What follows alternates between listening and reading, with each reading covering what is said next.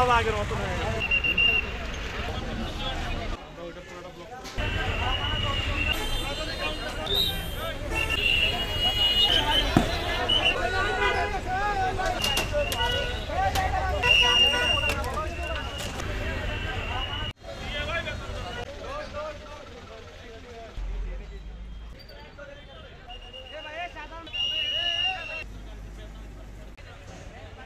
সহ সবকিছুই অব্যাহত থাকবে।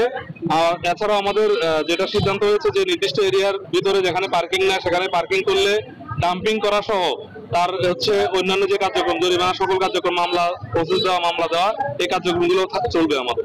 পৌরসভার নামে যে চাঁদা টু ওয়ে, একটা হচ্ছে যে মানুষকে সচেতন করবো যাতে মানুষজন হচ্ছে ফুটপাত থেকে কোনো কিছু না কিনে বা ভ্যান যারা বিক্রি করে তাদের কাছে না কিনে।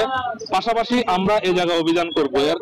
এই অভিযানের প্রেক্ষিতে আমরা পৌরসভা থেকে 20 জন স্টাফ আমরা নির্ধারণ করেছি, যারা 2টা বেলায় ভাগ করে 10 জন কাজ করবে, আমাদের ট্রাফিক পুলিশের কন্ট্রোলে থাকবে।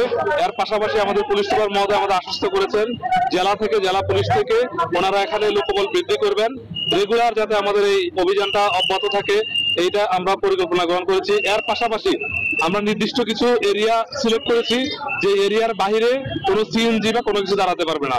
আমরা কিছু স্ট্যান্ড নির্ধারণ করেছি, সেই স্ট্যান্ডের বাইরে কোনো কিছু দাঁড়াতে পারবে না। আমরা চেষ্টা করব সকলে মিলে যদি আমরা চেষ্টা করি, বিশেষ করে জনগণ যদি একটু স্ট্যান্ডে গিয়ে যদি সিএনজিতে ওঠে বা নির্দিষ্ট বাজারে গিয়ে যদি তরকারি বা তরিতরকারিগুলো কিনে, তাহলে আমার মনে হয় যে আমাদের এটা সফলতা আসবে।